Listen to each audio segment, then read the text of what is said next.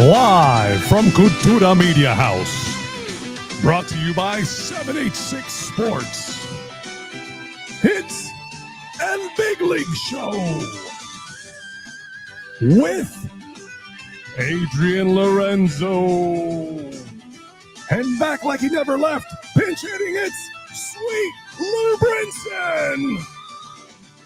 Now batting. Here's Danny Enriquez. Welcome to El Big League Show. Thank you for joining us. My name is Danny Enriquez, and you cannot have El Big League Show without some big leaguers. Former big league center fielder Lou Brinson to my right, two-time MLB World Series champion and exec Adrian Lorenzo. And, you know, Lou, I want to start with you, man. Just happy to have you back. I know you've been enjoying that Panthers run. You got the Broward hat on. You're about to sell 5 billion of those hats. How are we feeling? We're feeling good, man. Congrats to the Panthers, man. It feels good to be from a place where you've had, 2 or 3 teams that have gone back-to-back in history, in sports history. So it feels good. Congratulations to the Panthers. That's awesome. Went all the way to the end, man. I'm happy to be from Broward, as you can see, repping the Broward hat. We'll get those to you guys as soon as we can. But happy to be back, man. Thanks for allowing me back on the show, guys. I'm excited. I think it's so cool going back to that point that you just created a whole new generation. You cemented a whole new generation of fans. Like it's what the 97 and 2003 teams were to our generations of Marlins fan. Like you've created that with a whole new set of fans with this run, really this like 3 cups and or 2 cups winning, but being there three years in a row. Like that's about as Boys gotta be close tired, to modern man. dynasties as you get, dude. But I'm Lou, thanks for coming back, man. I was excited to just have another baseball chat with you. Absolutely, you know, and I thought there was some cool stuff happening this week, and thought you'd be an awesome addition to chop these things up with us, man. Appreciate you. Appreciate you guys having me, man. I'm ready. And Brandon joining us from the Canes Inside Chat. I always see him every day saying, "What's up, fellas? Sweet Lou." Salute, big baseball guy there. And it's funny you mentioned the Panthers and just kind of like the connection they have with Broward. You know, it's like part of it is everybody knows the players, right? Chuck, Bennett, you know, these are guys that they know and they like. They know the face. They're posting all the memes, posting all the celebration. But a team that hasn't been able to connect the success on the field with the fan base necessarily, Tampa Bay Rays. And part of it is maybe it's the personal connection. Who knows? That's a whole nother podcast. But I saw this tweet. I thought it was hilarious. This was over the past month. The Rays are first in runs, first in ERA, first in RBI, first in stolen base, first in OBP, first in slug, first in OPS. And then he says nobody cares because they're all NPCs, you know, non-player characters, just don't really know who they are. But man, these are real dudes. And we should talk about who they are, Adrian, because I mean, these are the production level in some of these guys is off the charts.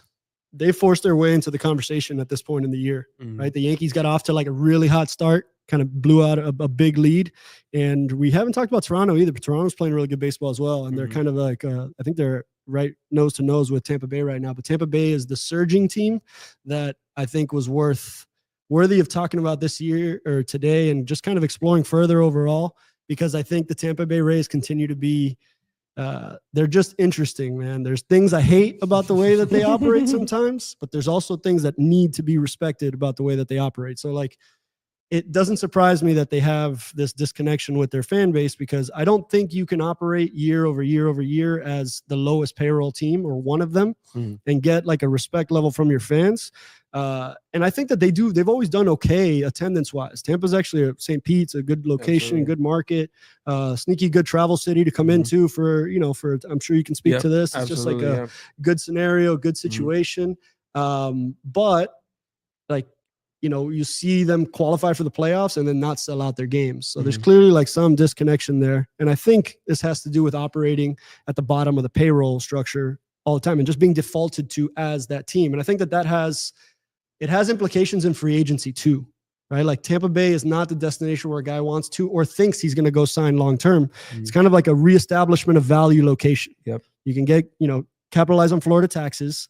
You're going to play with a pretty decent team, and they're going to maximize your right or wrong, they're going to maximize your efficiency, right? So like if you crush lefties, you're going to play against lefties and you're going to do what that model says. Like you're going to play all these things all the way through. But a lot of those things are right and valid. A lot of the ways that the Tampa Bay Rays play baseball, you really break it down to like a cold hard, what should you do in this situation?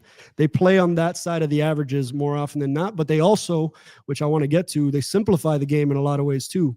You would think that they're the most complex organization because of the, the analytical side of things, but it actually turns out that their actual delivery to the players is actually chewed down and very straightforward and simple, which we were talking about earlier before about how they go about their pitching, right? Their pitching has been a really established, they're always just a strong pitching team, bullpen starters, and it's with a cast of names that aren't outwardly familiar, but they actually do some really simple things that guys that pass through there, they talk about, the things they learned from the Rays. And it's not what you think, right? Like it's, hey, throw the ball down the middle of the zone more, let your stuff play. Let it be our job to determine that your stuff's good enough to cross the middle of the plate and be effective. And we think based on this, it's this. And so just put it in the middle of the zone and let it miss. I think you played with John Curtis. I remember having that conversation with him, like asking him, hey, what's the secret sauce here? He's like, man, they just tell me to put it down the middle. Right down the middle. Same thing with Ryan Stanek when he came over. Same thing. Yeah. Has that been true in your experience? What have you heard about the Rays? Yeah. I think they're everything's just fundamentally sound with them on the pitching side and on the defense or on the position player side. But you talk to guys like John Curtis, you talk to guys like Ryan Stanek, and they come over. I'm like, man, how do you guys so good? Obviously, like saying that you don't have household names in that staff and on the field, but they was like, yeah, man, they just tell us to let our stuff play and throw the ball right down the middle. Talking to Brett Phillips, another guy in that organization, and he sat in on a pitching meeting one time, and he literally told me their pitching meeting was about letting guys stuff play.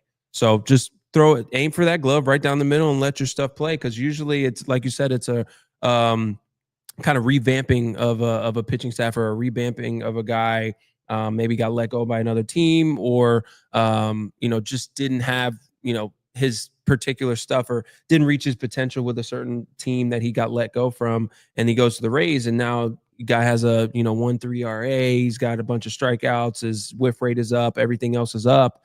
Walk rate is down, and he's just building off of what he, got drafted on or just building off his potential. And you're just like, how does this happen with a certain organization? And it's literally that. They just tell the guys, like, literally go up there, let your stuff play, throw the ball right down the middle, and, your sink will sink, your cutter will cut, and your fastball that has ride, it'll ride just as much as we need. And I think they just, like you said, they simplify it a lot for these guys. And baseball players, we might seem very complex, but we're very, very simple at the same time. Like, tell us what to do and we can accomplish that. And that's why we've gotten to the highest level. But I think they've done a great job in just letting these guys just pitch and just be who they are and what got them to the big leagues ultimately. Is there less pressure at a place like Tampa? I think so. Does that impact? Because I mean, the Marlins, I remember, at least on the pitching side, you saw that a lot where pitchers would come here too and perform well. Is there something to that where you don't have articles written about you if you have a bad start? I mean, there's something to that, but I think just the way that the Rays have been structured over, what do we say, the past, decade, honestly. They've been kind of an under radar team, but they're always in the mix. They're always in the mix with the Yankees. They're always in the mix in the wild card. They're always at the top of the division, given the Yankees and the Red Sox and the Orioles, teams that have been at the top of the division, they're always giving them fits. And it's like, how do they keep doing this every single year? And again, they just do the fundamental things right. They field the ball well. They don't kick the ball around. They use all parts of the field. They can score runs, and they've been like this forever. They can score runs of many different ways. A home run, butting a guy over, moving a guy over. They base run very, very well. Hope to see Chandler Simpson back up in the big leagues as very, very soon as well. But they do the little things right. And to do the little things right means you're going to win a lot more games, and you're going to win a lot of close games. You're going to, you might not outslug everybody, but you're going to scratch across those 2 or 3 runs where other guys are depending on the 3-run homer all the time. So they've been like that for a long time, and they're going to continue to sneak up on these teams and these better teams in the league. By just pitching their way and being defensively sound and being able to create runs many different ways. Adrian, I want to ask you about this because we talk about all the lack of star power, right? That they have the guys that are good players, but you don't have that big star. We thought they had it with Wander Frank. We know how that turned out, but now they did have it. Did have it, right? Yeah. Now I got another one here with Junior. Let me ask you, just in terms of him, what he does. on the field, and also just in general, they're international. Because I know that's your wheelhouse. Yeah. Seems like they've gotten a lot of these guys and done a really nice job in the international market. I mean, what do you see from them in that part of the world? I think they've been a consistent top third performer internationally for a while now.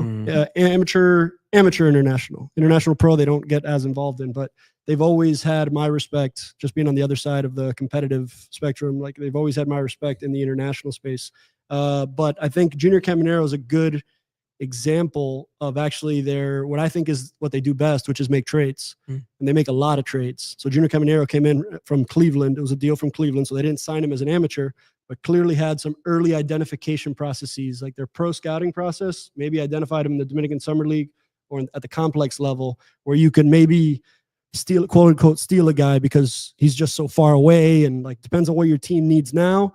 You might give away or trade away a player with high upside because he's so far away from impacting you. So if your processes do well in identifying those guys and out of the Dominican Summer League, or this is where it ties to your international process. If you liked him as an international amateur, but you just came up short, like you liked him and you came up second or third, and Cleveland gets him in amateur free agency, right? But you still know you liked him. You just lost out on the player. I've seen that turn around and pay dividends later because you're like, okay, I didn't sign him as an amateur, but now maybe we could target him as a trade. And I would do that a lot. I would target players that I knew target players on the professional side that I knew I really liked on the amateur international side. Remember, Sedan Rafaela was one of these players. I tried all different ways for the Marlins to target Sedan Rafaela in a major league trade or in a pro trade because I saw him as an amateur and really liked him. So I think that happened here. But going back to them making trades, I found them to be one of the most frequent and one of the most like willing to make deals,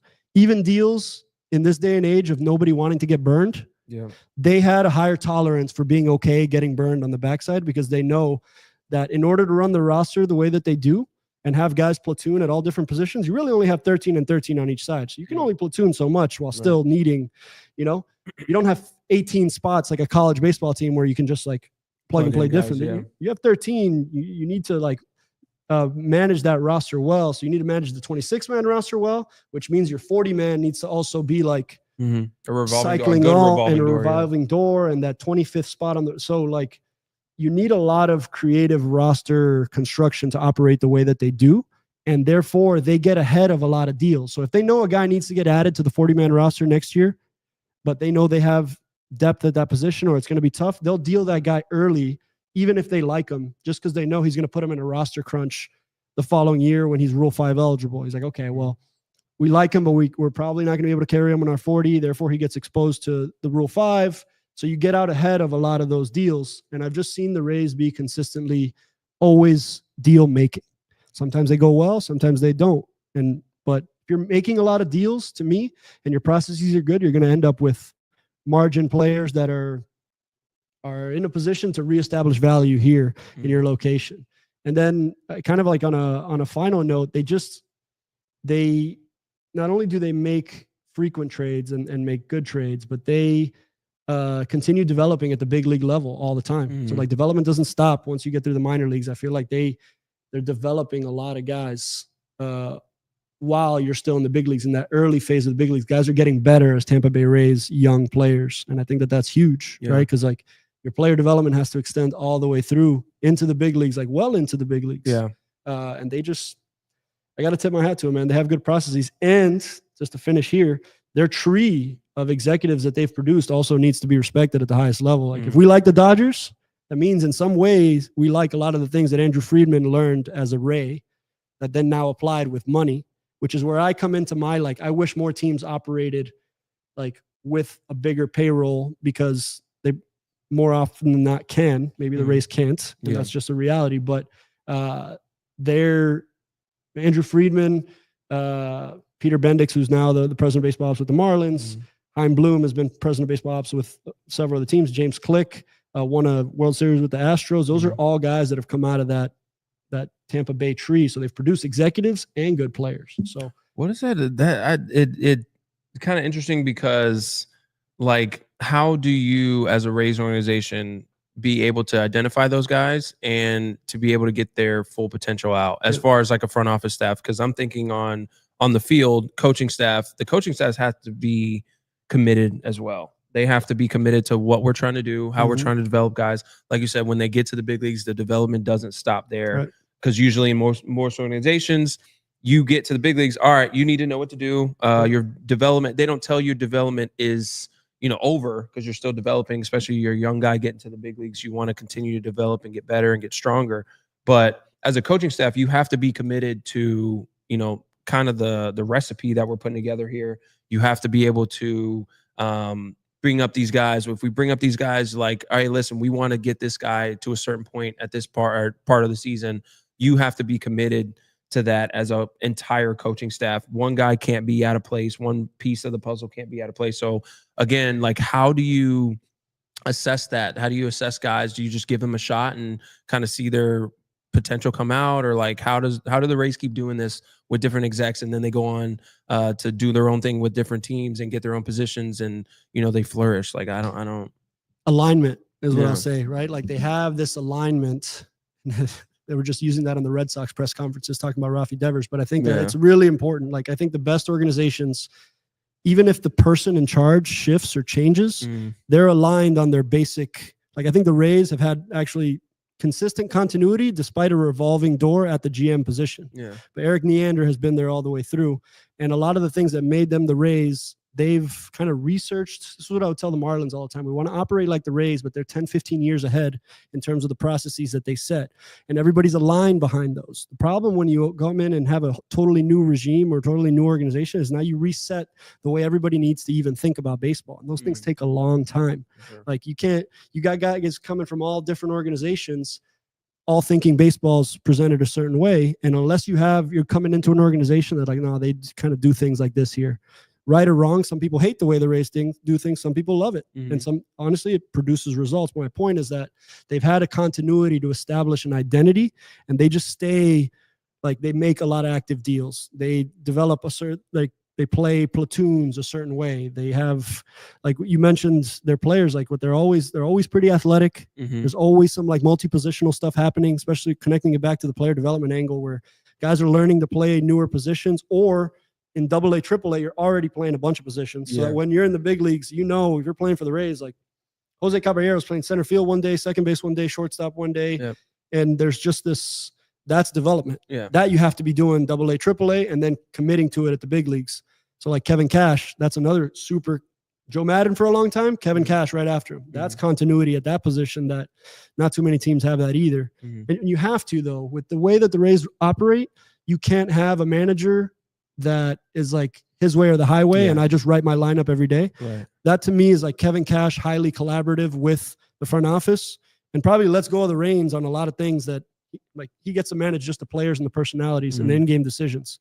Lineup and stuff is out of his hands. It's kind of like, you have to be aligned to do those things. And when you're not, it's harder to just, like, make that up. And I think the Rays benefit from just, like, tried and true processes for a while now. And they're going to play the odds. They're going to play the odds. If it ain't broke, don't fix it, pretty much. All what he said. That last bit, because the Rays also do a really good job on 1 year free agency and minor league free agency. So you see a guy who's kind of struggling his career, then signs a 1 year deal or a high level minor league deal with the Rays, show up, and then they put him in a position where he's playing to his strengths alone, and he reestablishes value. Obviously, El Garcia, this happened to with the Rays. Jesus Aguilar. I can go on this list for a little while here of guys that show up on a 1 year basis, have a good year. Okay, now we can't extend you as Tampa Bay, and now they go on and get a payday later on, or at least extend their careers out. They're just good, man. Identifying Yandy Díaz, for example, as a kind of, Yandy Díaz didn't sign for some $1 million bonus as a free agent, but it's like a consistently solid player that produces in his platoon, and now he's setting himself up to make money elsewhere. It's not a guy who's going to, that's why the Wander Franco was different. They committed to a long-term extension with that player. Yeah, it's true. Because they believed in that, and rightfully so. They had a superstar. We don't need to get into it, but you ask me, how do they do this? To me, it's like a long level of consistently good decisions. Although decisions that, if you like the old school run and gun, more subjective analysis of baseball, you're not going to really like the way the Rays do it. Right. But if you just want pure efficiency and out overperforming your value, like you cost this much to run and you operate at this level, they're an efficiency model. But the public isn't engaging with that. So I think that's the biggest feedback, and how, like, is this the right way to go as an organization? You're winning, but is this the right way to build? I think back to the Patriots in football, Bill Belichick, because he would always say, don't tell me what someone can't do. Tell me what they can do, and we'll have them just do that. And he also liked versatile players as well, which you mentioned with the Rays. They like guys with versatility. You can have a lot of them. Of course, they had Tom Brady, which kind of made the whole thing come together there. One thing I want to ask just about that analogy, because Belichick quote sticks in my brain. He said he wouldn't take too many starts. He couldn't coach them the way he wanted to coach them because because of their previous performance, their ego. Even if they didn't have bad character, just the fact that they had done stuff in the game and they had something, they had a name outside of the organization. You couldn't coach them the same way as someone who's like, hey, you're coming here because you're going to be coach and I'm going to make you a name, as opposed to having a name coming in. Is there anything to that where you can coach these kind of guys differently from a development standpoint in the majors, as opposed to somebody's like, I'm developed. I'm an all-star, I mean, it'll stop you from even signing there to begin with. Like a certain guy that wants to be an everyday guy, doesn't want to be platooned, wants to get everyday at bats. You might not even look their direction in free agency. Now you get traded for, it's kind of out of your control. You get drafted by them, it's kind of out of your control. But I think there's something to what you're saying. Like if you're voluntarily going to play for Tampa, then you're understanding that you're going to be utilized a certain way. So it really does impact the players that you get, unless you're trading for them. And like I said, they do trade a lot. But they are going to put you in a position where they think these good processes are thinking we should use you this way. This is what how the model tells us to use you. And it's hard to argue with the results right now. Toughest division in baseball. We got 4 teams in it right now. Yeah. If it ended right now, all 4 teams would be in the postseason from the AL East. They're in second place right now, correct? Behind the Yankees. Lou, I want to ask you we talked about all the role players. There's clearly a star on this team with Caminero. And I mean, you look at the Baseball Savant page, the thing that jumps out, 100th percentile bat speed. That was something that you were known for in your career, having one of the quicker bats around. So just what do you see when you see Caminero, and what do you think his upside is? I see confidence. I see just oozing confidence. I think, like you said, 100 percentile bat speed, uses the entire field. He has 8 of them are up. Like he's not scared to let the ball get. Obviously, that's a testament to his bat speed, but I just see confidence. I see a guy that has played in the Dominican Winter Leagues. Everybody has seen that walk-off home run where it took him 3 years to circle the bases. But I just see a guy that knows who he is, knows, the role that he's in, and just knows the team that he's on, for one. But he knows he belongs up here. He knows he can play up here. He knows he can play up here for a long time and be a great player. And I don't think he's out to show anybody. I think he's just out to just play his game, and everybody will kind of figure it out. Like, all right, I'm here to stay. I'm one of the best third basemen. I'm going to be one of the more prolific power hitters in the league. And he's not scared of anybody on that mound. Anybody can get on a mound. He's not scared of velocity. That's another thing. Hitting 572 slugging percentage on fastball. That's another big thing. To dominate and be good at the big level, you have to be able to get on top of that heater. You got to be able to hit the heater. As a development standpoint, because fastballs up there are just different. From we talked about the jumper between AA, AAA, and the big leagues. Guys might throw hard, but it's just a different tier when you get to the big leagues. So him being able to dominate fastballs like he has and hit them well is great. But I think his upside is literally whatever he makes it. I think his upside is, I don't think he has like a ceiling per se, but I think he's going to be a very, very good cornerstone guy for them, kind of like an Evan Longoria, if you will. But shout out to Evan, by the way. I played with him for a little bit with the Giants. Such a good dude, such a really, really good teammate, good clubhouse guy. But the sky's the limit for Caminero, and I think they're going to build around him a little bit. You see them kind of him developing into their superstar, and I think we'll see him in Atlanta, All-Star game, maybe. But I'd give him to represent the Rays in the All-Star game in Atlanta. I want to just follow up just in terms of the approach, because you were a guy with that kind of with bat speed. I mean, big time bat speed. That was always one of your things. So just being coached up over the years in your approach, like, how does someone that has that gift, which not everybody has, how does that impact their approach at the plate, the way they operate and have success? Yeah, I think he just it goes back to knowing who he is and knowing that he has power to all fields. I think for me, I didn't realize I had power to all fields until I hit my first home run in the big league. And I'm like, oh, snap, I could do this, especially in Lone Depot, big right center gap. Ball doesn't really travel well over there. So I think just him developing and coming up through the minor leagues, I think he knows he has power at all fields. So that's a big confidence boost. All right, I can line a ball to right field and it can go out.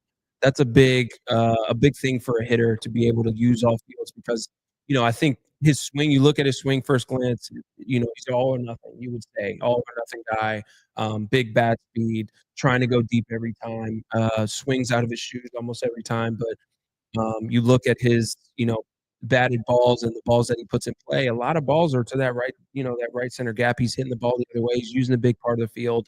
Again, he knows his pop. He knows he can hit the ball 455 feet. Whenever he needs to, so he can let the ball get a little deeper and become a good hitter on top of, that big time power. But him hitting, 270, 260, I think that's right around his comfort zone right there. But I think the power numbers, again, he's about to have, I think he's probably maybe going to finish with 25 home runs before the All-Star break. You're looking at a 35, potential 40 home run guy for your team every year, depending on where they move to. Now, if they stay in that ballpark, I think it's very possible for him to do that, just because balls are flying out of that park right now. But yeah, he's a complete hitter on top of being one of the best power hitters in the game right now. Adrian, go ahead. No, bat speed just gives you the opportunity to kind of make up for a lot of mistakes sometimes, right? Yep. Or it gives you the opportunity to let a ball get deep because you have the requisite bat speed to cover a ball. So that's kind of an important component to being able to access that other part of the field that you were talking about, Lou. The bat speed gives you the confidence that you can match up with a fastball at any level. And I think the most important thing, because we talk about it on this show a lot, Danny asked me how I evaluate hitters sometimes, how do you do against the fastball? Mm-hmm. What's the fastball performance? You need to synthesize this all the way down. Is he covering fastballs? I'll say that to you a lot. Right? Is he covering fastballs? Because it's really hard at the big league level, especially for starters, to hide their heaters. They use it a lot. Even if they know it's not the right pitch against you, I still got to get my strikes somewhere. Not every people flipping a breaking ball for a strike or committing a changeup, and you're not going to swing at for a painted strike. Usually that pitch, the guys get that pitch with their fastball when they're trying to get strikes. And Junior Caminero just makes you regret throwing that fastball, but you can't hide it. So it's kind of like he's boxing you into this corner where he knows if you're going to be good against one pitch, you might as well be good against a fastball. Everybody's got to use it. Mostly everybody's good, unless you're Tommy Kahnle or some of these outlier guys that go, crazy percentages of off speed. It's important because I actually think his ceiling is going to be driven by how high that on base go. How much better swing decisions, because the league is not going to just give you what you wanted. Right. You're going to say, hey, the advance report on this guy is going to kill your fastball. So he's going to see a set diet of things that are non-fastballs. But if he can keep covering the fastball, he's going to be in a good place. He's going to be in the elite territory if he's not chasing pitches, down the way sliders, change up out of the zone, because then he's pulling pitchers into that fastball territory where he does well. So when we see that OBP, he's got an 833 OPS, getting 520 that is slug, the 310 OBP. That's not getting on base at a really high clip, but he's slugging at a really high clip. So it's if he bridges that gap, if he becomes a 330, 340 on base guy, that tells me he's finding his pitches, not just swinging at whatever fastball. And that's dangerous. That's where players take that next jump. When you see that on base jump come up, it's most usually, and Lou, correct me if I'm wrong, but it's because guys are making better decisions as they get older and more advanced. That's where the ceiling is really, really high, because if he could do this with what I believe are average swing decisions, imagine with take above average plus swing decisions. And that's developable. In my opinion. That's the thing that you can continue to get better. Once he starts to see the league as well, he starts to get used to the league. Obviously, the league's going to adjust to him, but seeing if he can be able to make those adjustments. And so far, he has been able to make those adjustments to the league. But like you said, being able to make better swing decisions in zone, being able to hammer those pitches in zone and then lay off the pitches that he's not looking for, going up with his plan and trusting his plan and being able to execute that every time. It's just going to take him to take better. But the average on base percentage right now, he'll get better again as the league kind of develops and he develops. You start to learn these pitchers. You see these pitchers a lot more. I think he's a smart hitter. He's going to be able to figure out plus the Rays are the Rays. So they're going to do everything to help him out when it comes to evaluating pitchers and developing the plan. But I think, like you said, once you start to see that on base start to take up to 370 or 320, 330, 340, then you start to see, okay, he's making the proper adjustments, and he's going to reach his potential more, and that's just going to turn into obviously more on base, but that's going to turn into more power because now you're getting more pitches in the zone, more pitches he can handle. Guys are going to be forced to throw in that fastball in the zone, and the fact that he can get on top of a 98-mile-an-hour heater on the top of the zone, on top of the zone, a testament to some bat speed and being able to be direct to the ball. But he said sky's the limit for Junior for sure. Still carrying the best home run of the year. I don't know if the ball happened in this year, so it happened in January, but that's I don't think people can probably contextualize how much of a legend he made himself in the Dominican Republic, in Santo Domingo. Escogido, so Licey and Escogido are the two kind of rival franchises that share a stadium. Mm-hmm. So like he won the title for Escogido this year with a walk-off in like the most spectacular fashion. I think we've all seen it. But the point is, like, he has cemented himself as a Dominican League Hall of Famer with one winter ball season and one swing in a way that I've been to that museum. Like, all those guys, and right forever. Guys at Escogido. Jose Almonte, the great evaluator and executive for Escogido, and like, it's crazy to think what he means. Competence, I guess they'd be more like Red Sox, so it's just needed to spotlight that because we are a global baseball show. He's a winning ball legend in addition to establishing as a big league. We were talking about Colin showing how his on base and his swing decision kind of took a jump, and now we see, unprecedented stuff. Power that was already there. Who knows where this guy could go? You talked about it before the show, Adrian. We were preparing. You said we don't talk enough about Yandy Díaz. Yep. You look at the Savant page. He's hitting the ball harder than just about anybody. Instead of hitting it at a high, let me say it differently. He's hitting it hard more consistently than just about anybody. And he's not striking out. He's not swinging and missing. Just a rock solid profile at the plate. What do you see with Yandy? Why are we talking about him more? I think because he plays for Tampa Bay. Yeah. I think it's really that simple. And that's not really it's not a shot at Tampa Bay. It's not being disrespectful toward them. It's just like stating a fact. Like, this kind of production will be rewarded with more notoriety elsewhere because he's been really consistent performer for a little while now, and always in this way that you don't really expect. Play his baseball is cool feature. You play like a progression of all his stuff.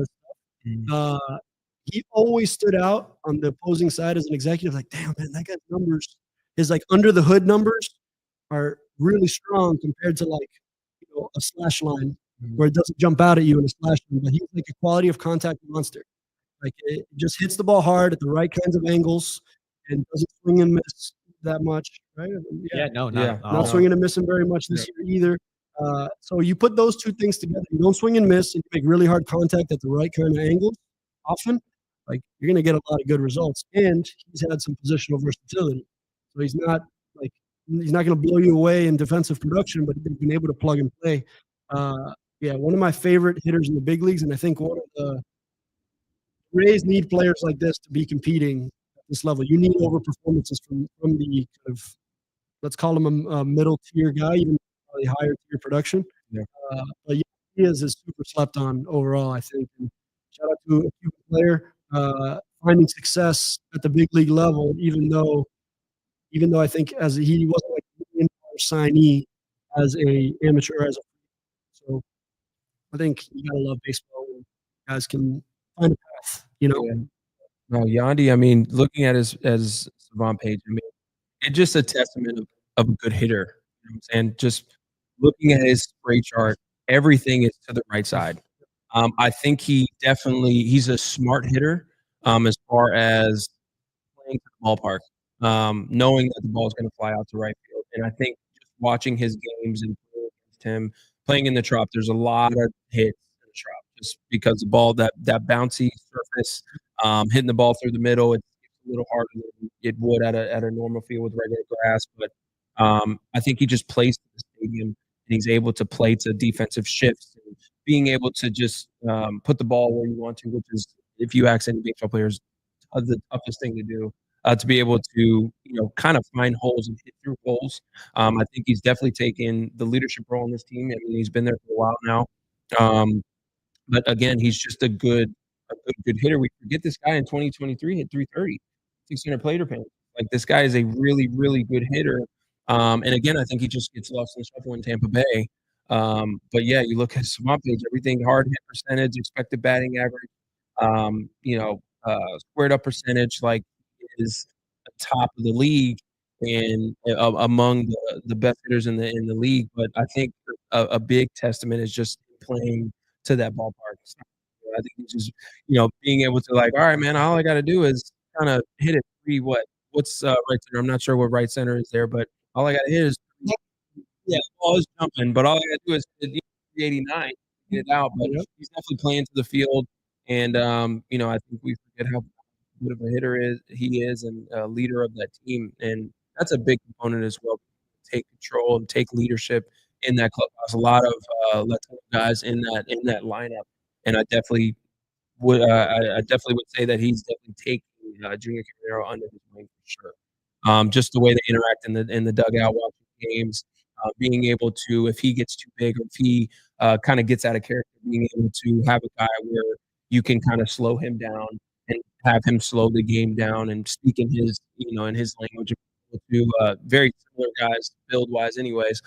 But being able to kind of communicate with him is huge. So yeah, I don't think we talk about Yandy Díaz enough, and again, I think he just gets lost in the shuffle. But one of the most efficient hitters, I would say, in the big leagues here. You're talking about the different Latin guys in the clubhouse. I know Brandon in the comments was asking about Jonathan Aranda from a whole different country there in Mexico. Yep. I want to start with you, Luke. You played in Mexico. Yep. Were there a lot of guys like this that are like, it's kind of short, for a baseball player, right. But they're hitting the ball hard and they just know how to play.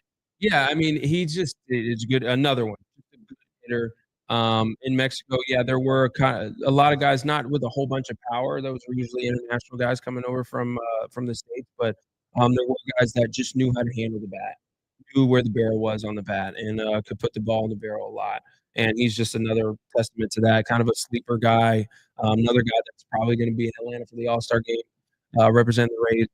But just another guy having a great season. I love seeing stories like this, guys that are under the radar and you really don't know their name, and now they're making a name for themselves. Guys hitting 300 in the big leagues again. That ballpark is balls flying out of that ballpark. It seems like it's just a good place to hit, but he's doing it on the road as well, and can be a legitimate threat in this league for a long time to come. So, again, happy to see him having a great year, and then again, I hope he gets the nod and is able to represent himself in the All-Star game coming up. So we talked a lot about the Rays, but they're playing like that. There's a lot to talk about there, and cool to see these guys get their shine. And we'll see where it goes. Obviously, we know the big story with the Rays. They've been there, but they haven't gotten all the way home. Yeah. So we'll see if they can get it home. Going back to an organization now you're familiar with, Lou, which is the Milwaukee Brewers. Jacob Mizorowski. Just talk about coming onto the scene and blowing people away. Second-round pick a few years ago out of Crowder College in Neosho, Missouri. So junior college, 6'7", 197, right-handed pitcher. Some of the stuff he's been doing has just been historic. 1 hit in his first 11 innings, 5 no-hit innings to start his career before exiting with cramps. First starting pitcher in the live ball era since 1920 to post 10 straight hitless innings to begin his career. First player of the modern era, which goes back to 1900, to have more wins than hits allowed in his first 2 career starts. And look, he throws triple digits. Usually that's going to be the star of the show. Yep. But 96.7 mile per hour slider. And Lou, before we get to you with the hitter's perspective, Adrian, just from the front office perspective and the scouts perspective, what do you do with a guy like this? Hold on as tight as you can. Seriously though, hold on as tight as you can, because it's one of the hardest things to find is that top of the scale starting pitcher. That's just, it's the, I don't know. It's the thing you're trying to shoot for the most, because it can move the needle for you the most as a team, as well as cost you the most in free agency to get it. So it's one of those, and you need it in the postseason, especially. You need it in the regular season, but it shows up the most in the biggest situations when you need 6 or 7 from an ace. That's where you see the value of, of having a guy like that. I remember Zach Wheeler, who we'll talk about too, shut the door on the Marlins in 23, like in a game where you're like, okay, let's get some momentum here. And then the ace just shows up and you're like, nah, you ain't going nowhere today. And that to me is like why, like layering it all the way into the, postseason, like you need those dudes. And I think like when you have them, you get a higher chance to win. And I think that's hopefully what we're talking about here with Mizorowski. I think the game is just, because of the rate of injury with pitchers, you just need more of these guys to keep coming up and to keep splashing onto the scene, especially guys that come out and are generational. He feels generational already, which is it's a crazy thing to say so early. But we've been talking to a lot of scouts and just kind of seeing this hype build up because he's been doing some crazy shit in the minor leagues this year too. He's on Pitching Ninja all the time. Like there's an account that I follow that grades out stuff, and his stuff grades in it, not just because of the velocity, but literally like the quality of stuff, which is like comprehensive grades on stuff are through the roof on Mizorowski as well. So it's kind of like a TrackMan superstar in addition to being like because it's like 100 percentile and extension too, which I think we were talking about, like to show up on the scene and just lead the league in extension with elite velocity. So you're basically telling me he's 6'7", it's right on top of me, and it's coming in harder than anybody else in the game with a 96 mile an hour cutter, slider. I don't know what to call that. I'd say like cutter, just from the video. It's ridiculous. It has to be a cutter, right? Yeah. But like it's filthy and it's right on top of you. So that to me, so long as he can stay in the zone, there's only one way that could play out, and that's really well. Yeah, absolutely. Just from a hitter's perspective, is like, you just hang on. You pray, pray he makes a mistake, and you pray that he gives you what you're actually looking for. But yeah, the extension part for me reminds me of a Wheeler, reminds me of a DeGrom, kind of a once of a generational kind of talent, 6'7", coming right at you. Just from the two starts that I've seen, obviously his strikeout numbers are huge, and the velocity is huge, but he just looks like he's obviously confident on the mound, but he's confident in his stuff and he trusts his catcher. But it looks like he just trusts his stuff. He doesn't look afraid. He doesn't look too, the lights are too bright. Typically when guys get up there, or sometimes when guys get up there, the lights can get a little too bright for them, and they lose or kind of get away from what got them to the big leagues, or what had them so much success in the minor leagues. And it just seems like he's just playing off of the success that he's had in the minor leagues. But you get in the box against a guy like that, and again, being able to face DeGrom, be able to face Wheeler. I'd rather face DeGrom just because he was, everything was hard. Fastball was hard. Slider was 94 miles an hour. Changeup was 92 miles an hour. So you kind of just look for something middle that you can handle. But with guys like him, with Wheeler, it was more so, he had 4 or 5 pitches that he could throw for a strike at any time in any count. And with guys on base, he trusted certain pitches. He trusted his changeup. He trusted his sinker. He trusted his four seam at the top of the zone. And another thing with Jacob, he likes pitching inside, and he's not afraid to pitch inside. And I think that's the biggest thing for a guy, all arms, all legs, all elbows coming at you. And he already has a 31-degree arm angle coming at you. And for a right-handed batter, that looks like it's coming right at my face. So from third base, literally from third base, it looks like he's going to literally let the ball go right into my ear hole, my helmet. But we talk about that pitching inside is such a big thing, and be able to control it inside. I think he's maybe not in the realm of being able to control inside yet, but being able to show hitters, especially righties, that you can pitch inside and you're not scared to go in there. If I hit you, I hit you.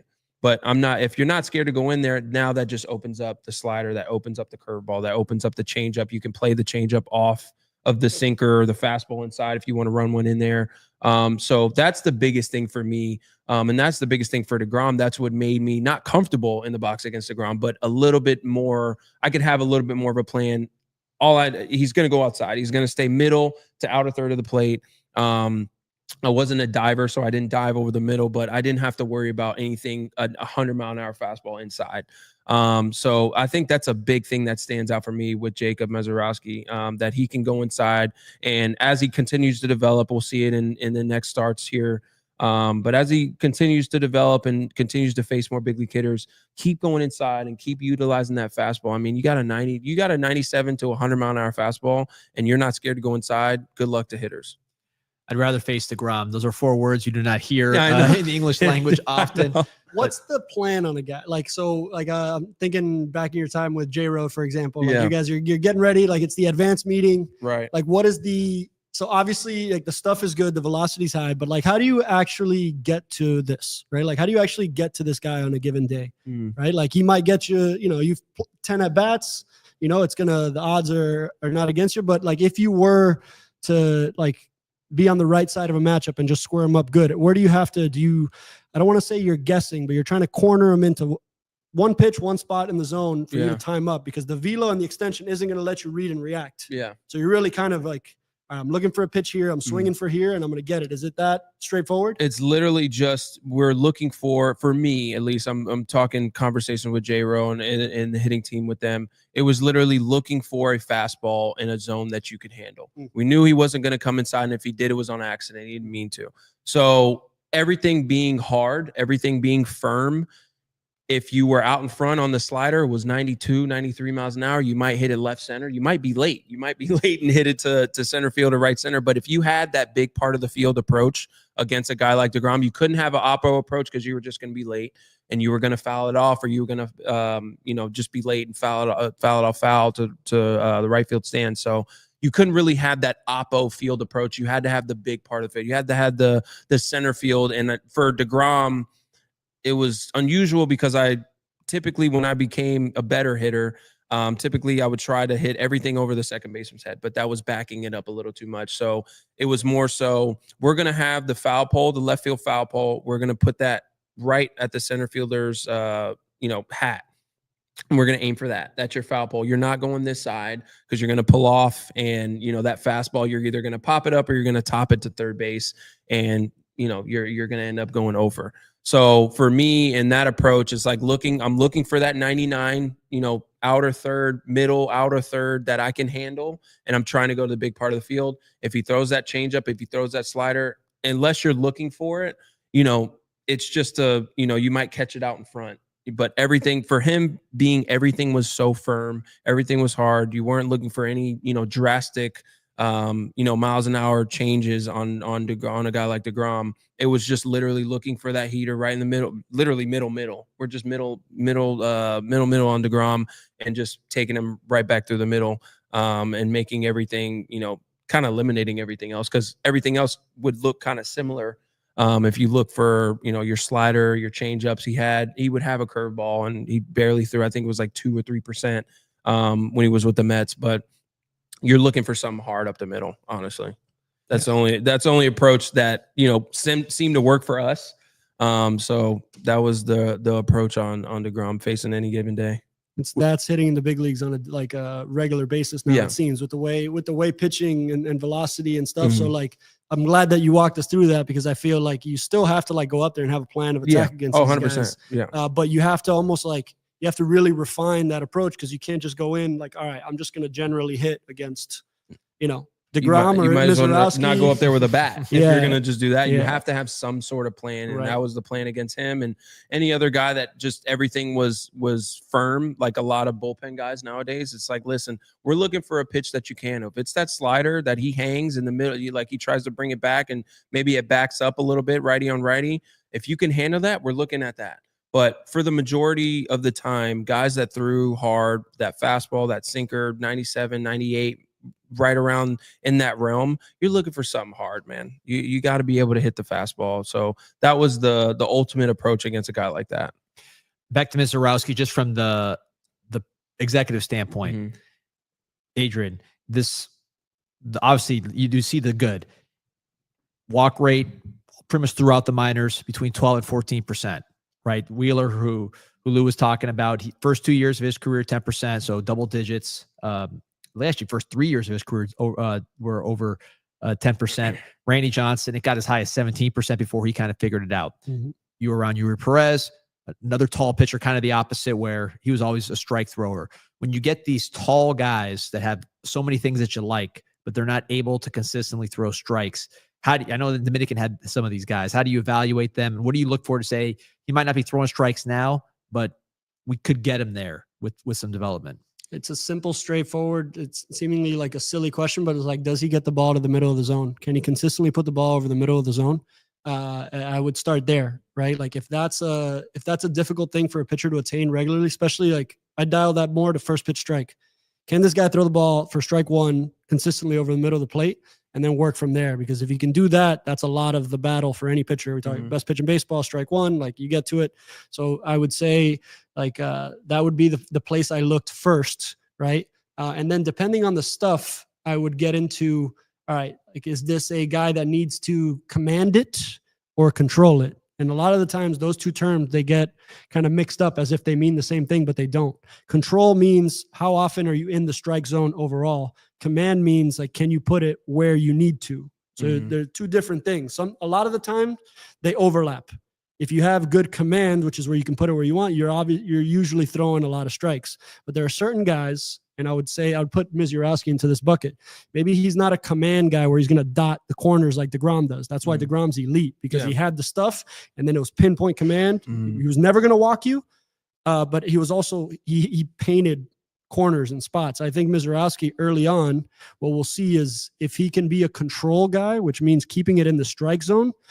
If I'm him, I'm middle with everything I got, and let it have your fun, guys. That's why I think when on a broadcast, when they say, "Oh, he left that one up a little," or he can't leave that ball over the middle of the plate, I'm like, that's not real. Like, get it over the middle of the plate. It's hard enough to do that. And I think if Mizorowski can do that, then he's going to be in an elite category for a long time. So it's, can you reduce the overall walk rate by staying in control of the zone and worrying less about painting corners with this kind of stuff, which I think is back to the circling it back and connecting it with Tampa Bay. I feel like if he was Milwaukee has a lot of really good analytically driven pitching processes as well. And I think that what they're locking in on is like, hey, put your stuff in the middle of the zone. I would be surprised, and I don't know this for a fact, if the catcher's moving much side to side at all, other than to kind of get the hitters watching him move around back there. But really it's like, hey, Peter middle, slider right here. They're not, this is really hard to hit.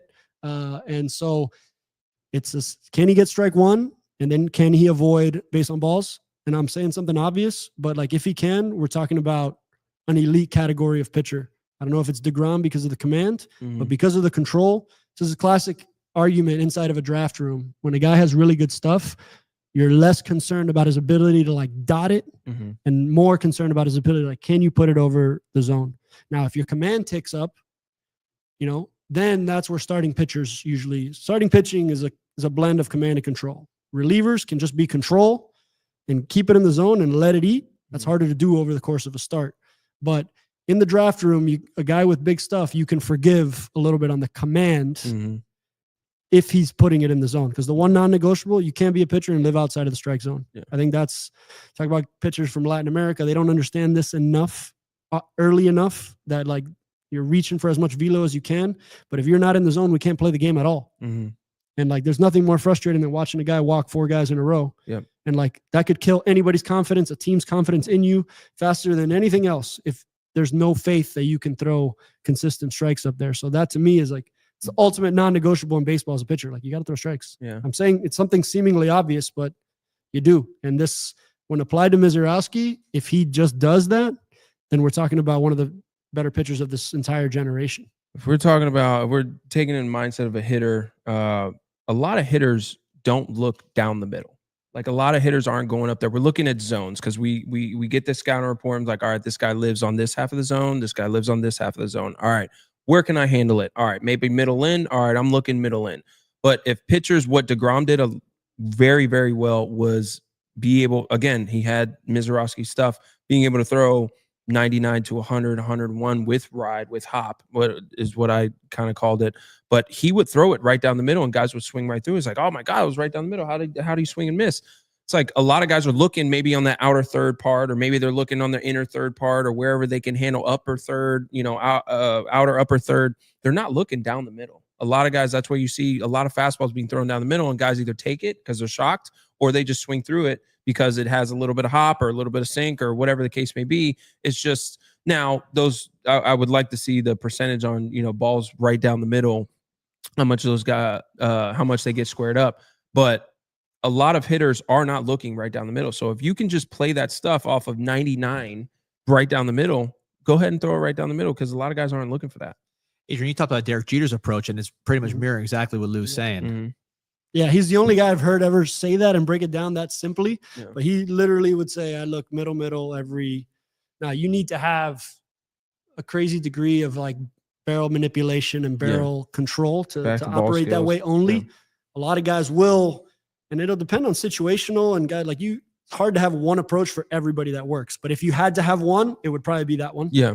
You know, so I could see how he was always a big paralysis analysis guy. Like if you analyze it too much, you can't, like, you're overthinking in there. So I think there's some ways to keep things simpler and simpler, and connecting it all the way back to the Rays again. I think that they do this really well, like this ability to deliver complex messaging into this, like, hey, put the ball over the middle of the zone. Your stuff plays here.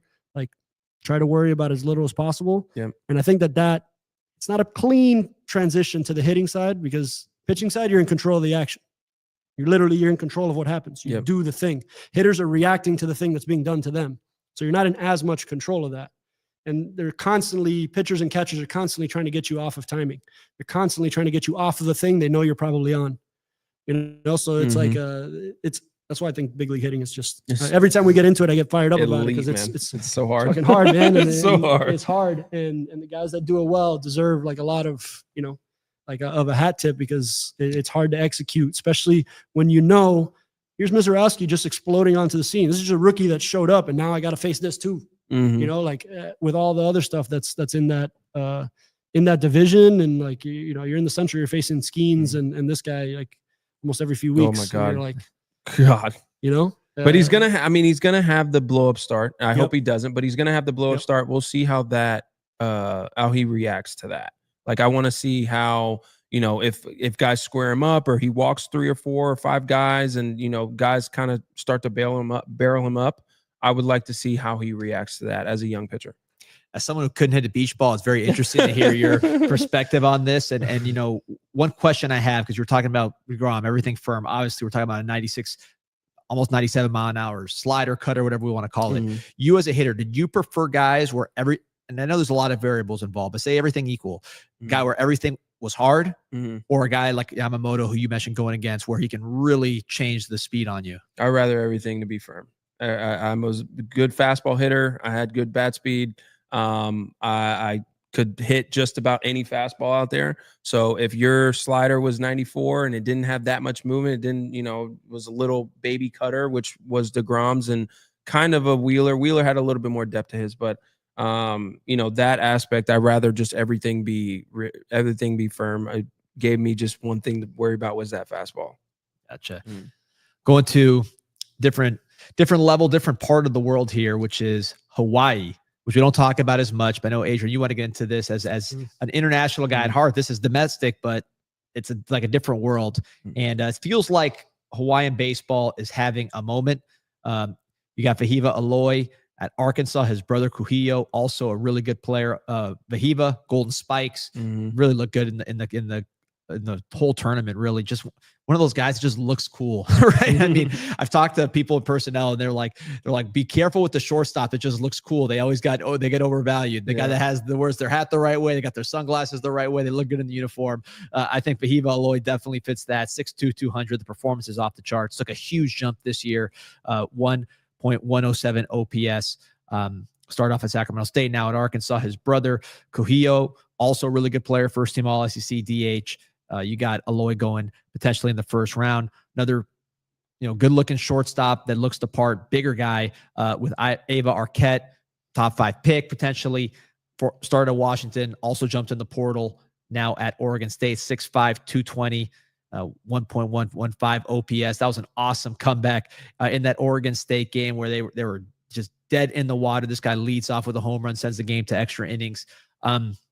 Adrian, Hawaii, they play baseball there. It's great weather year round. It's in America. You would think that they'd be pumping guys, not maybe at the level of California or Florida, but in football, they punch way above their weight. It doesn't feel like they do that necessarily in baseball, at least until now.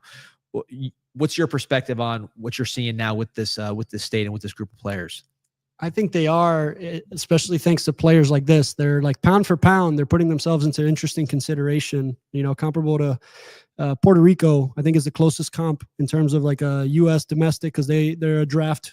Obviously they're subject to the draft, but they're at a distance and they're on an island. So like your coverage of that island is naturally lesser unless you allocate one area scout to cover Hawaii specifically that lives there. That would still have to island hop, because as we're seeing here, Wehiwa. Yeah. I worked on the pronunciations for 15 minutes before the show. That's he's from Maui, and Arquette is from Honolulu, I believe. Yep. And so like you're still having to island hop even within Hawaii. But I think it depends on how a team would cover it in terms of it's not straightforward to cover it, is what I'm saying. You have to either allocate it to like a West Coast cross-checker that's living on the West Coast and is covering it as part of his coverage. But then that means there's not a boots on the ground guy all the time to tell you where all the, I don't know, let's call them diamonds in the rough, because Wehiwa recruited to Sac State, and his brother wasn't highly recruited either. And Arquette didn't start out at Oregon State. So these guys, first of all, shout out to the transfer portal, giving guys different looks and different opportunities to up their stock and up their status for not only draft purposes, but Golden Spikes Award winners. So I think it makes sense that those guys out of Hawaii are getting a little bit under recruited. It's harder to scout them.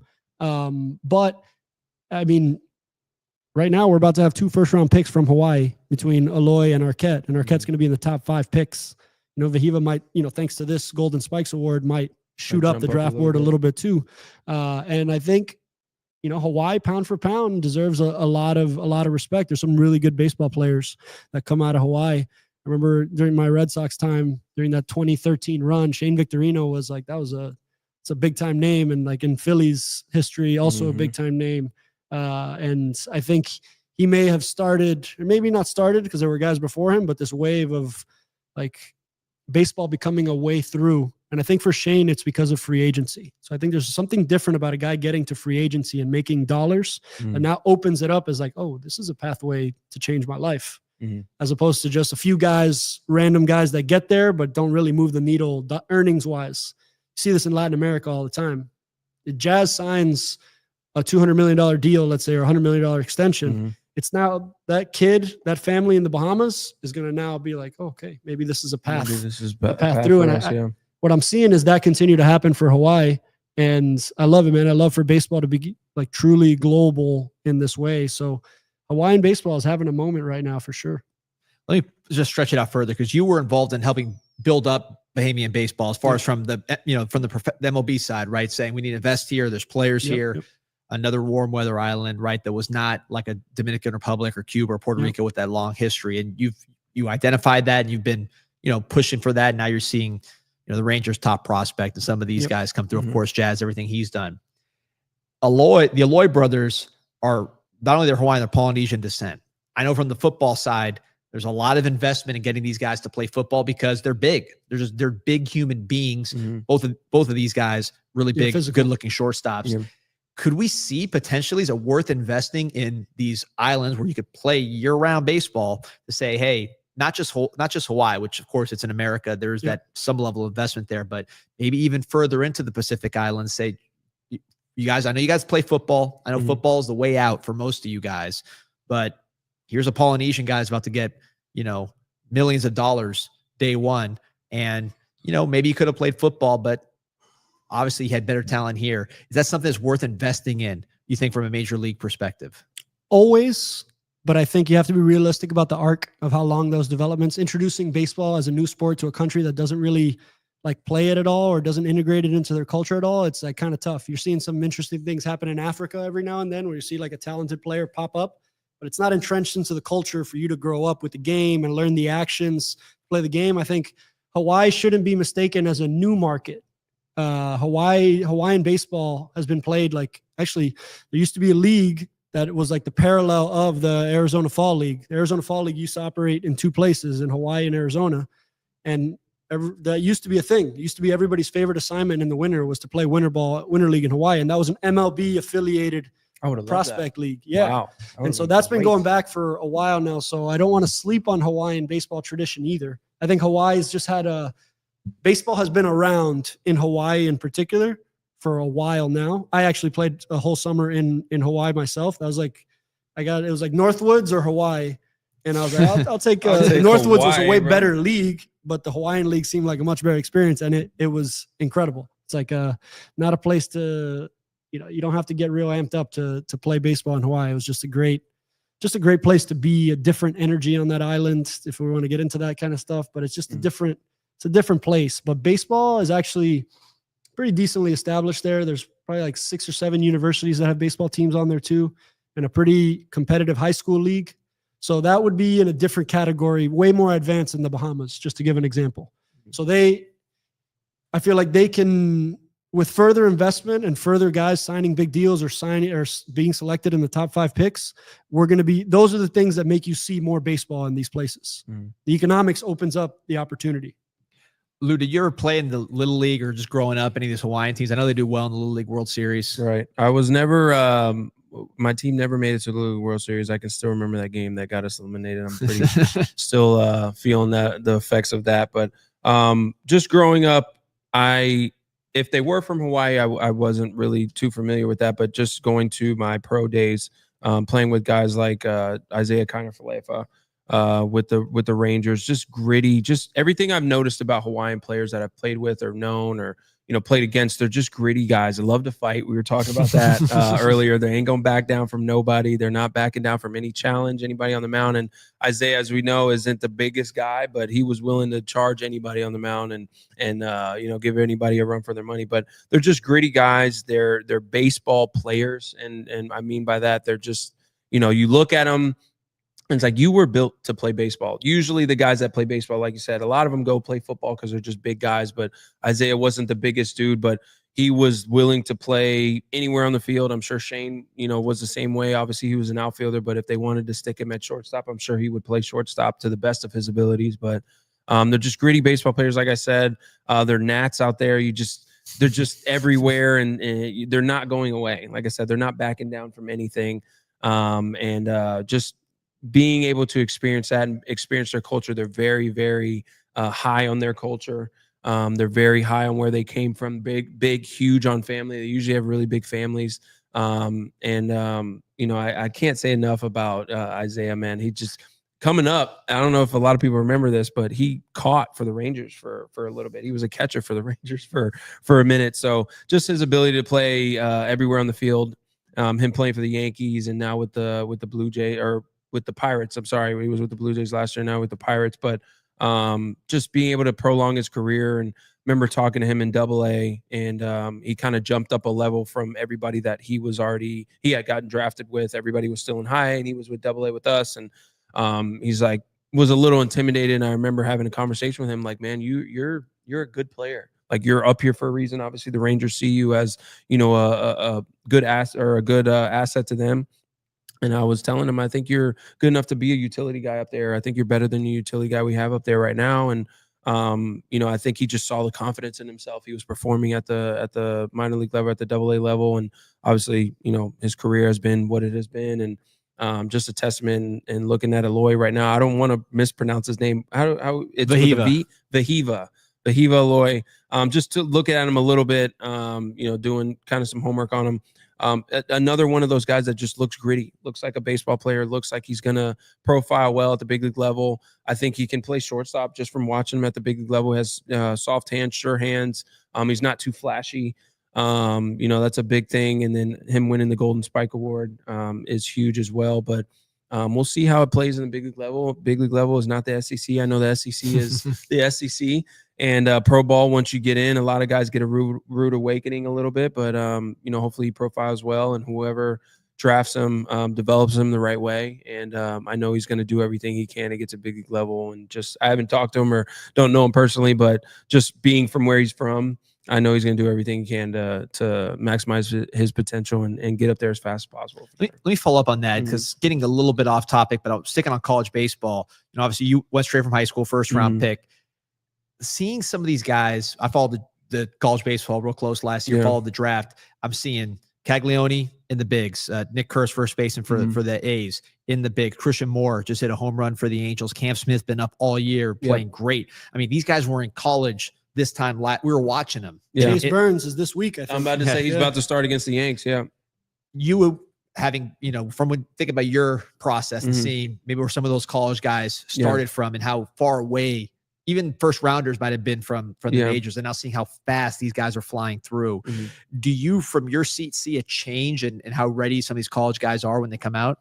Yeah, for sure. I mean, it's just a testament of guys getting called up a year after they're getting drafted. I think just the training style and their access to elite and big league training and elite pitching. A lot of these guys in the offseason are seeing big league pitching and being able to face big league pitching and being able to train and be around, big leaguers on a day-to-day basis, being able to, go through their offseason routines. But I think it's a testament to that. I think, going up there, you get drafted, and obviously college, you're a step ahead of high school for sure. But nowadays these guys are, they're ready to come up and impact and make an impact for a big league club. So a testament to, the training has really, really developed and advanced in the last, I'd say like 5 or 6 years. So these guys are big league ready quicker coming out of the draft.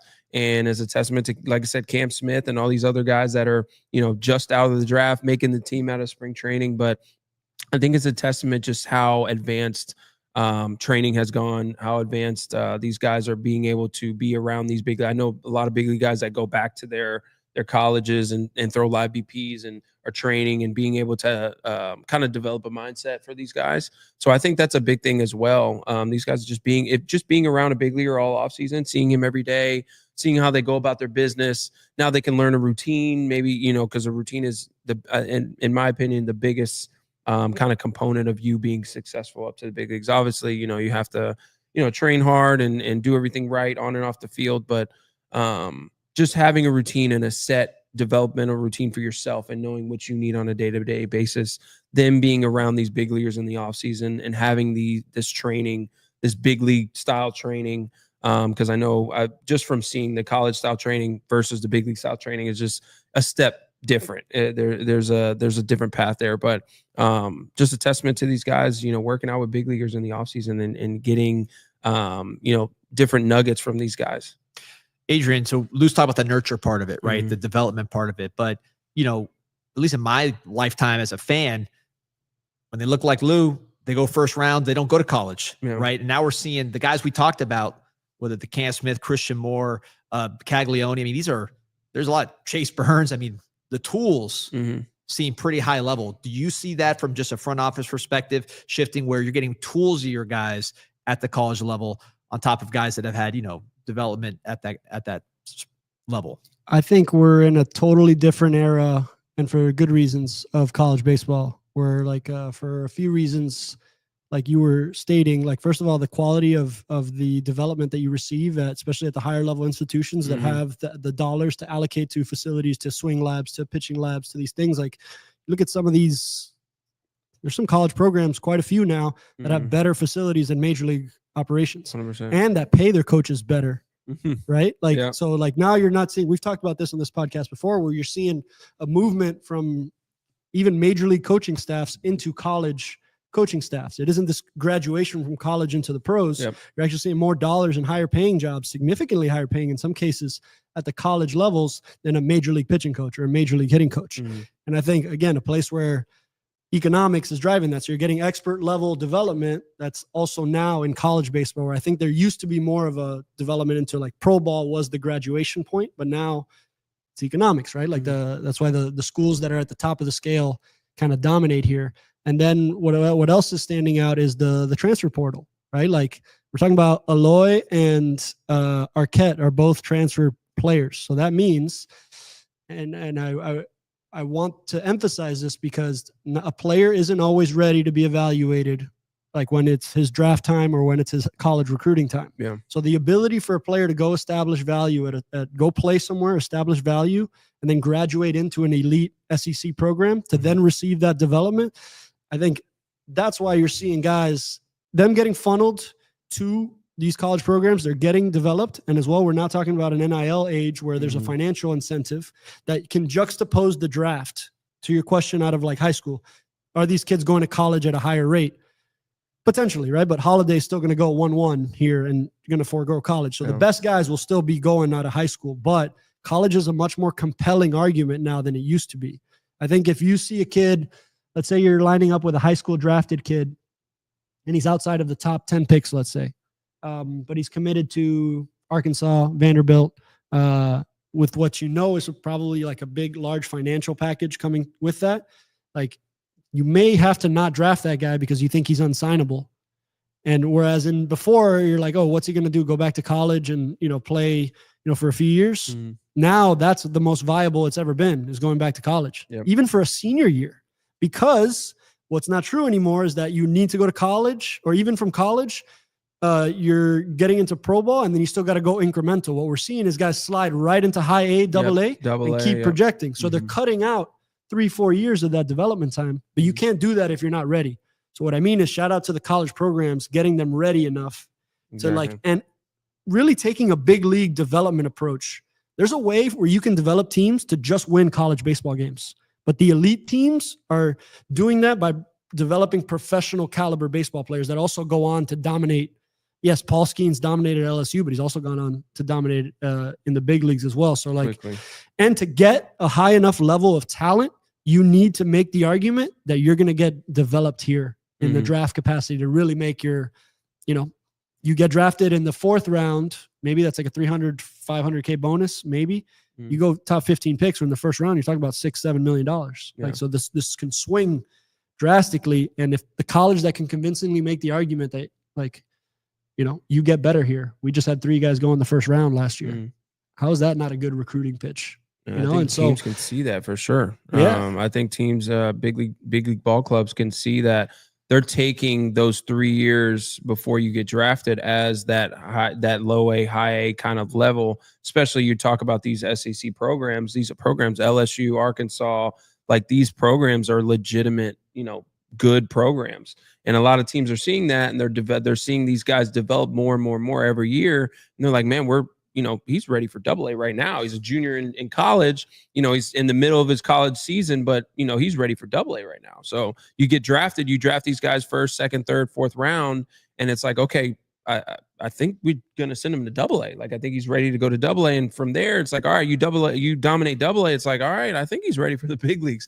So I think these guys just getting drafted and they're taking that college experience again at these college programs. These college programs have developed into like crazy analytical and crazy, physical training. Like I said, some of these facilities are better than big league facilities. So they're taking that as their developmental process. And then you get to pro ball. It's like, dude, this guy's ready. Like we need to see, maybe, 200, 300 bats in Double A. And if he shows all the signs that he's ready to move up, maybe we move him to Triple A for a month, and then, we put him in big leagues, and that just so happens to be next year. So I think it's a testament, like Adrian said, to these collegiate programs of making these guys better and more so developing them, not just to win college baseball games because they're getting paid regardless, but to develop these guys into making them better big leaguers. You stack Cape Cod on top of it too, right? I mean, yes, Abe exactly. Arquette, a guy that really performed at the Cod. Maybe this time next year, we're talking about Arquette or Aloy on a big league show as big leaguers. Right. Could happen. College baseball's really good right now. I think that's like the bottom. Like I can put like an exclamation point on that. College baseball's putting out a really, really high level product. Yeah. Because as I talk about these bigger programs, we see teams like Murray State and Coastal Carolina. Like they're still like there's a lot of things going on, and I'd love to just kind of touch on that. Like the College World Series has been really fun to watch. The Super Regionals have been extremely fun as well. But this this Coastal Carolina thing, getting to the end again, but also I can't not talk about the situation with the coach, right? Where he gets ejected in the 1st inning of the College World Series play over like a argument of balls and strikes. I usually want to make sure I don't have a hot take on this, but that like for an umpire to change the terms of the game so quickly into a game so for those that don't know, the umpire, the head coach for Coastal Carolina got ejected in the 1st inning of the game for arguing balls and strikes, which they lost that game and it was their elimination game. But if they would have played another one, he would have been ineligible to be the manager of that next one. And if you know the Coastal Carolina story, like that coach is at the heart of their story. Yeah. But then you watch the video back, and I can't help but think like a little more feel needs to be established on the side of the umpiring, other than just like the strict interpretation of the technical rule in that moment in time. Like, dude, you're in the College World Series final. Give a little like grace period here. You've met this coach before the game. Like you're gonna jump him on the first. Are high, man. And then he's like, "Oh, you missed 3 calls. Did he miss those 3 calls?" When you look back, he did. Yeah. So it's like that was just brutal. And talk about a deflating thing for you as the team. Mm-hmm. Like your heart and soul just got, and they banged the first base coach too. I was beside myself, and I actually don't love like players just lighting up an umpire, a defenseless umpire. Sometimes I feel like bad, like from an empathy standpoint, like this guy's just doing his job and he's just getting crushed. Like by every his manhood is getting angle, questioned. He's just, so I'm not a big fan of that overall. But in this case, I also don't want to see the umpire change the terms of a game, or impact the game to this degree. So I am for revisiting this rule, or just showing a little more feel in that situation. Like you don't have to jump right to the ejection button in the final there. So I don't know. It fired me up this weekend. Maybe you could review it too between innings. I mean, we review everything else. How about between the innings? You say, hey, let's call the boss, take a look at what happened, talk to the umpire. He's not doing anything between the innings, figure out what's going on. Maybe you bring him back. I mean, you're reviewing everything else under the sun. You didn't do that before. I'm about to say, does that change like if you already tossed him, or, does that change anything? If you do review it, be like, oh, the only thing that really does is hold the umpire accountable. I'm like, oh, okay, I missed that call. Well, you're still ejected, so it doesn't really matter. But like, I agree with that. Like, just being able, or I agree with Adrian's point, but I also agree with that. Like, being able to just see if you did make a mistake, or if you did miss the call, or the safer out call at first base, or whatever the case may be. Like, just being able to, especially in an environment like that, a College World Series, it's the final, motions are high, every pitch matters, every play matters, every hit matters. So like, and these guys as umpires, you got to know that it's a college program. These guys, you're getting yapped at from 30 guys on the bench anyway. So like, you have to have a little thicker skin in that kind of realm there, in my opinion. If you're Coach Snall, like you imagine the coach for Coastal Carolina, like this is your World Series of World Series. Like you're a mid-major program in the final of the College World Series against LSU, and you get tossed in the first inning for if you watch the video, the umpire like takes steps toward him, and so you see, I think he says, you as a grown man see another grown man take a step toward you in a challenging way. What are you supposed to do? Right. Like you're gonna meet that. Now. Like, did he show perfect discipline on like, oh, I got to remember the rule, I shouldn't no, dude, you're fired up in the moment. And that's why I think it's just like the umpire could have just let it go, man. Just let it go. Swallow your ego for a second. Let it go. Like, understand the situation that you're in. But to me, this is I feel like the umpire got a little nervous in this situation and just kind of pulled a quick trigger. I think with the way this has gone, he'd probably have that one back and show the feel that we were talking about. Like, all right, maybe I let this one go a little bit. Yeah. And if my boss at the NCAA is going to be mad at me because I let that go, like, all right, umpires are humans too. They get nervous. It's a hard job. It's a very hard job. Everybody's against you in the stadium. Yeah. Everything you say is wrong. Right. So like, that's a big, like, emotionally driven kind of job on the field. So for sure. You kind of have to understand, umpires are human as well. They make mistakes and they get emotionally invested in stuff too, especially if you see another grown man, running at you. And, kind of yelling at you. You have to keep your cool as an umpire, but at the same time, it's like, dude, don't, get out of my face. You know what I'm saying? It's just a human aspect or a man aspect. You see another man yelling at you, you're naturally going to yell back. So give him that inch of grace, but at the same time, like, let's have some more fields of College World Series. Yeah, we'll talk about the draft and everything else, but my big takeaway here from College World Series and from the tournament in general is if you need a left-handed starter, oh man, they could start in 26, maybe at the end of the year. There's a lot of good choices and none better than that dude from LSU, man, Anderson. Holy moly. But look, Arnold, we were talking about, Zach Ruth, there's a lot of lefties, man, that could throw the ball in that tournament. So Lou, we talked about this guy already on a prior show, but when I heard you were coming, I had to bring it up again because number one, he continued to just make incredible plays since the big one that we talked about, might have been the best play we've ever seen. But Denzel Clark for the Athletics, 468 OPS, and he still has 0.5 WAR. I mean, that's hard to do. That's hard to do. That's very hard to do. And, 6'4", 220 center fielder, you were a big guy that played a great center field. I think no one's more qualified to talk about what he's doing and put it in context than you. I mean, how good is this guy and what makes him so special?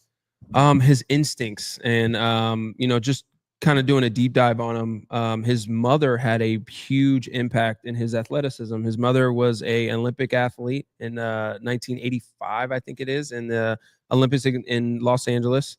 But he talked about how she was very hard on him. Didn't let him kind of squeeze by on anything. She had him in multiple sports. I think that's a huge aspect for kids, coming up in baseball, football, basketball. I think you should have your kid play multiple sports. Have him play soccer for footwork, basketball, football, anything that you can kind of get him in. If he doesn't like it, obviously don't do it. But a testament to his mother, kind of signing him up for literally everything. I read something that she let him jump on the couches and kind of just jump around the house and be as athletic as he can. He didn't start playing baseball till he was 9 years old. But I think just the instincts, the natural athleticism and his instincts are off the charts. Just seeing his jumps, obviously he's, world-class speed. But just looking at a center fielder, your jumps are huge. Now, if he does get a bad jump or a bad route, he can make up with it with his speed. But, him being able to go back and make that catch and make multiple catches that most guys would just let hit off the wall, or they hit off their glove, or they just can't get there. Reminds me of a Byron Buxton type of guy, all or nothing type of guy. I'm, no regards for my body type of player. But like you said, having the OPS that he does have and, still having a 0.5 WAR, that means you're very, very important to that team. And there's a reason why he's starting every day, because, we need defense out there. We need guys to go chase some things down. But I just look at his instincts. His instincts are off the charts to be able to get to these balls and make these plays. And I'm sure there's a lot of plays that we see that maybe he's catching at his chest where other guys have to dive. Or other guys, we talked about it with P. Crow Armstrong. There's a lot of plays or a lot of balls that he gets to that a lot of other outfielders have to either dive for, or they're just missing it, or they let it drop because they can't get it there, or they got a bad jump.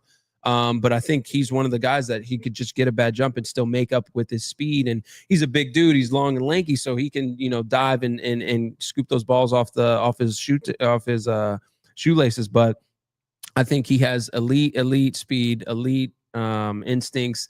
And I would say we think about some of the greatest catches. Gary Matthews Jr., I still think is the greatest catch I've ever seen. Obviously, I haven't seen in person, but just ever seen in baseball, like unbelievable. I think a couple catches that Lewis Brinson had with Juan Soto and Mookie Betts, couple robbed home runs. Those are pretty elite catches in baseball history. If we want to take a look back at those, we'll get those videos for you. Those are good points, and Adrian saw them. But just that catch in Anaheim was, I saw it. I forgot where it was, and I was like, "Oh my God!" And my wife was like, "What?" And it was that catch. But it's just the ability to go back, look twice, because I remember the video now. Look back twice to see where he's at, and be able to scale the wall, go over. Pretty much his whole upper body was over the wall. Be able to spin back around and land on his 2 feet, like. That takes elite athleticism, zero regard for your body. I think he's going to be, one of the elite defenders. Now we got to get that back going to keep you in the lineup a little bit more. But that catch in his athleticism, again, shout out to his mother for having her son play a lot of different sports. And he even says, I'm not here. My athleticism isn't existent without my mom. So shout out to his mom. I have a soft spot for moms influencing guys in their athletic careers. But shout out to him. I hope we keep seeing more elite catches from him. Yeah, shout out to your mom too, another track athlete. Absolutely, right? Another track athlete at Purdue. Shout out to my mom, man. I get my athleticism. I get my skinny legs and my athleticism a lot from my mom. You said something that's of interest there, because I think what we're seeing with Denzel Clark, first of all, it's a ridiculous defensive contribution to be amongst. I think he's up there with Sedan Rafaela and Pete Crow Armstrong in like defensive run saves or outs above average with like a third of the games played. So that's how good you have to be in that short amount of time to do that. So it's like, this is what happens when you take top of the scale speed, because there's a lot of fast guys that aren't this good defensively. Yeah. And I want to clarify that. Like, it isn't just about speed. Speed alone doesn't equal a good outfielder. You have to have the instincts to take a good step. You have to do good stuff in your pre-pitch like prep work to be like, underway basically as the ball is being hit. But then, and you need to be able to actually glove the baseball. You can run to it all you want, but if you don't actually have the ability to like glove the baseball at with your every hands, angle as well, right, at all sorts of different angles, then like you're not going to complete that catch either. And then there's the unknown that scouts can't even really grade this too much, because it's like, how do you play the wall? And like some of the most iconic baseball moments you ever remember are like guys robbing a home run over the wall. But there are only certain guys that can have the athletic ability to get over that wall. You get up on that wall's not short. No, it's not. I don't care where it is. Anaheim's a little shorter than most, but you see, like you gotta get up there to like, and in this case, you gotta get way up there to be basically hip line over the fence to then glove it and get over. And it's a thing you can't really practice. You can get hurt really badly practicing catches on the wall. So you can only work up against the wall so much. So that means that when he does that, he's kind of doing it for the first, maybe third time ever. Because you don't really, it's hard to practice outside of BP. Right. And so just a crazy degree of athleticism, and to make the play and then to cement yourself into, I don't know, you played outfield, like I played outfield. Like you're always hoping for that moment where you can get above the stands or above the fence and go there. So to actually do it, like Gary Matthews had a great major league career, but we remember him for that catch. And I think Denzel Clark at least has that now. What I'm hoping is we remember him for just being a kind of a generational defensive complete player. But you have to, the other side to that is like, you have to be this elite defensively for him to carry that offensively for a whole season. I actually don't think you can do it. No, I actually think that there's like, so he's going to have to make this adjustment no matter what. He's not going to be able to rely on elite defense to stay in a starting role. Right. I think he's earned a spot on any team that he's on. You get your offensive guy through the first 5 innings, 6 innings, and this guy closes you out defensively to win defensive games. Replacement. Or a base running, like you come in and base run, kind of the way we talk about Monte Harrison on the show, like the way he found a role on a team, especially in a postseason team that can really, but the gap here is like, can you carry a 700 OPS to justify a 1 through 9 spot in a regular lineup? And that's harder to do. So, and you talk about he talked about his body control as well. You have to have a lot of body control to be able to, one, get over that fence and bring yourself back without just flailing around and losing the ball. And there's a lot of aspects to go through it, but being able to dive, being able to go back and dive backwards and all this other stuff, like it goes about obviously athleticism and instincts, but just he talks about his body control as well, being able to be in the air and be in control of his body and know how his body is supposed to move to be able to, again, hold on to that ball. Because a lot of catches would have been made if they didn't hit the ground or hit the wall and the ball doesn't trickle out. So being able to hold on to the ball, there's a lot of different aspects just to, just to talk about outfield play. And that wall fights back. That wall does fight back, and it does not have that much give, if any give. And that's something I told Jazz when he first went out to center field. I'm like, hey, man, listen, I know you can do it, but that wall fights back. Just remember that. So you running into that wall, it's not going to give. It's not going to give any leeway. And again, that's not something you can practice. That's not something you can go out and in the offseason, like climb up the wall 30 times, a day trying to work on your outfield abilities. But again, man, kudos to him. And like I said, hopefully he can get the offensive side going so we can see more of that, because I don't think you can carry that throughout a whole year. But him playing center field is fun. I would love to just go to a game and see his preset warm up, or how he kind of sets up to a ball. I think it's interesting to see how guys, elite defenders, kind of get preset for a play. But again, hopefully he can stay out there for long term. Yeah, I think we all just want to see it, because it's absolutely like the first two things you mentioned were intangible: the instincts, not having fear, and then the elite speed, and then he's bigger than everybody else, and he can jump, and he has the glove work. So it's like having everything, at least on that part of the game. Yeah, you just want to see how far it can go. And could be talking about what are the all-time, gold standard at that part of the game potentially. And I don't get too ahead of myself, but I mean, he's doing it now, and you just hope he can show it. Yeah. Right. So we'll be watching that one close. And you want the game to be full of that, right? Like you want the game to be full of guys that can do things like that. So like, I hope that's why I'm like, this is one of the players that I will root for this to like, for him to make it offensively, to deserve and to earn those spots, because I think the game, like games or athletics overall is better when there are athletic like guys in it doing things that you've never seen before. Yep. Like that's where we should always be pushing the limits of that. And I love that. So it makes the kids want to play. Yep. Exactly. I mean, my son's a center fielder, and I promise you, he just stays on that wall. Though he can't practice it, he still tries to practice it way more than he should. We should be doing other stuff because of guys like Denzel Clark. So a lot of fun to watch. So before we get out of here, Lou, I know you got some stuff that you want to promote. That hat is going to be all over this city. It'll even be in Dade. People will be wearing the hat because it's such a good one. So what do we got to talk about here? Yeah, man. So obviously you guys see the Broward hat from our 305ers versus Broward game. We're going to have it probably at the end of January next year, 2026. We're trying to get it in some stores into the Heat store, maybe the Panther store. Again, congrats to the Panthers. I think they will do wonders. You guys let us know if you like the hat. But plug my own podcast, the Clubhouse Lounge, coming out with some newer content here. Gonna little kind of segue into some things that we're trying out, and just to kind of freshen up the podcast a little bit. We're doing well so far. But you guys go ahead and subscribe on that on Instagram, YouTube, Apple Pods, Spotify, all that, wherever you get your podcasts at. But a lot of cool things coming. And again, I'd like to collaborate with you guys again, man. This is awesome. This is, again, something that I'm getting into and something that I'm really taking serious. So I appreciate you guys letting me come on here and just talk ball, man. This is awesome.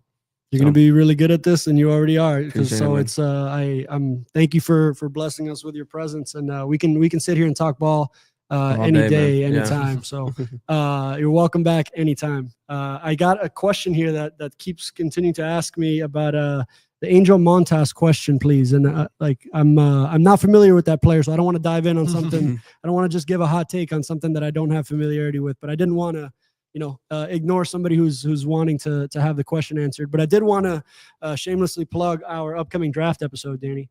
So the draft will be July 13th, and with some of the players that we talked about, Aloy, Arquette, they will be drafted, and players that we've talked about in the past, they will be drafted. And I think we're going to try something. We're going to basically have a kind of a draft watch companion, and we'll be talking about the what's happening in the draft as the picks are coming off the board. So Lou, you're more than invited for that when we do that. But I just wanted to at least tease that out because I've had the draft circled as an item here, so I could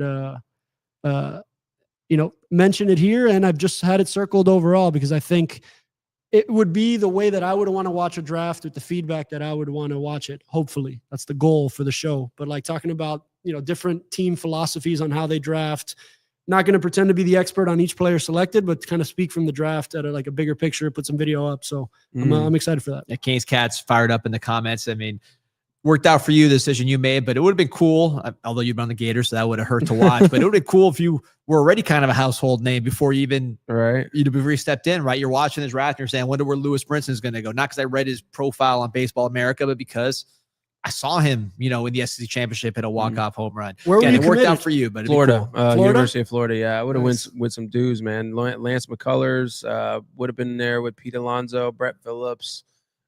Jesse Winker was committed as well. So that would have been a fun team. But I look back at it and it just, I got a certain amount of money that I was looking for and, things happen. But it would have been cool to be on that stage. They were number one in the nation at the time. So it would have been cool to be at the College World Series and be able to, kind of develop that way and just have the college experience. But I made the right decision for myself. I think it would have been a harder decision for you nowadays with the way things are now. Yeah, it might be NIL and all this stuff. Be interesting to revisit that through that lens. It's not the way it works, but exactly. But I'm no regrets here. I'm glad I made the decision I did. And I think shout out to those guys that are in college now. You guys are in college in a great time. Especially those football guys, man. You guys are making a bunch of money. But yeah, man, again, congrats to the LSU Tigers, man. Took the College World Series championship. So I know they're going crazy right now, and I'm sure their NIL money has just their stock just went up. So renegotiating time. Oh yeah. Tune into a Big League show next week. So appreciate everybody joining us. You know who it is. We got all the links in the YouTube as well. So check out everything that Lou is doing. We'll put that in the description there. We'll see you next week. Peace.